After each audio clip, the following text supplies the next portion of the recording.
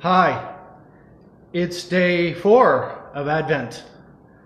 I hope you're having a great day. I thought to try something new today. I want to talk about the reason of hope, why we so desperately long for it, why it causes us pain not to have hope, and why there is hope in the Christian story, in the message of the gospel, why we are longing and pursuing for it, and it is there to be had. It is there to be found, especially in the purpose and the plan of Jesus Christ.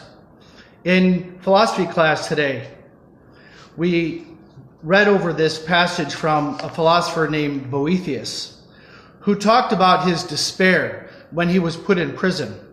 Imagine that you were put in prison and you knew there was no just cause, especially. You would feel depressed. You would feel angry. You would feel lonely. You would feel despair. In a word, you might feel hopeless the way Boethius felt. He wrote, "I used to write cheerful poems, happy and life-affirming, but my eyes are wet with tears, and the poems are those that only the grieving muses would prompt me to compose. Heartbreaking verse from a suffering, heartbroken man. But these woeful songs turn out to be my consoling companions. These glories of my young manhood have lately become the comforts of old age that has come upon me too soon. At the burdens of anguish, add to those of my years. My hair is prematurely gray, and my skin hangs loose." This poem goes on. I've been reading it all fall. He wrestles with the reality that he's trapped in a place of darkness, in a place of hopelessness. And some of us feel that way sometimes. That is the premise of the Christian message. Something went wrong in the world. In the last passage I read from Isaiah chapter 11, it recognizes that there are predators and there are prey. There are things broken in the world. There are things warped. There was a beautiful plan. There was a beautiful design by God, but it became infected. It became corrupted. Remember the story of Adam and Eve. Imagine if I had a Jesse tree in the background.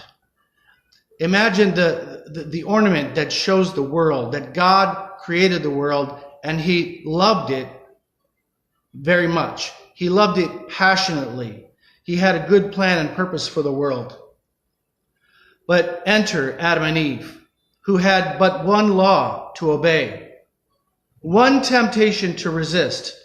They had all the beauty and joy and glory and purpose and fulfillment they could have possibly wanted. But this one temptation eventually got the better of them. And the serpent was there to take advantage of them, to leverage something that was already calling out for them. That one thing, that one pleasure that they were not supposed to partake. Imagine another ornament with the apple and with the serpent wound around it. Yes, the serpent deceived them. He convinced them that God was lying to them and that he was telling the truth. This is something that the serpent often does. He is the deceiver. He is the father of lies.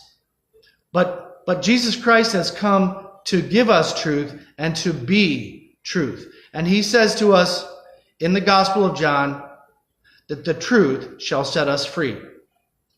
In the book of Romans, it talked about how there was a reason, a need, therefore, for redemption, for restoration.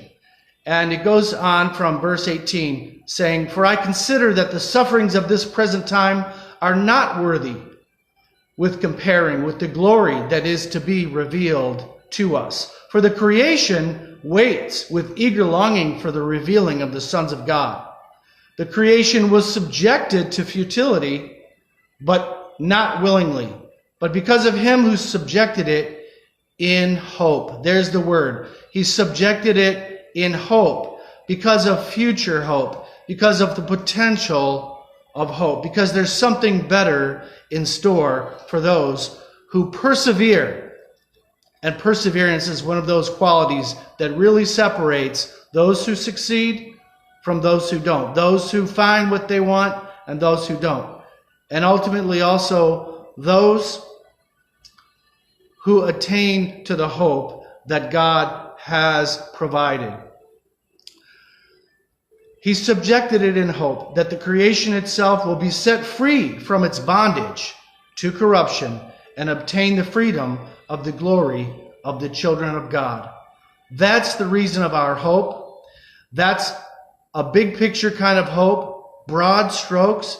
Naturally, we need to apply this big picture hope into each of our lives in the daily ways.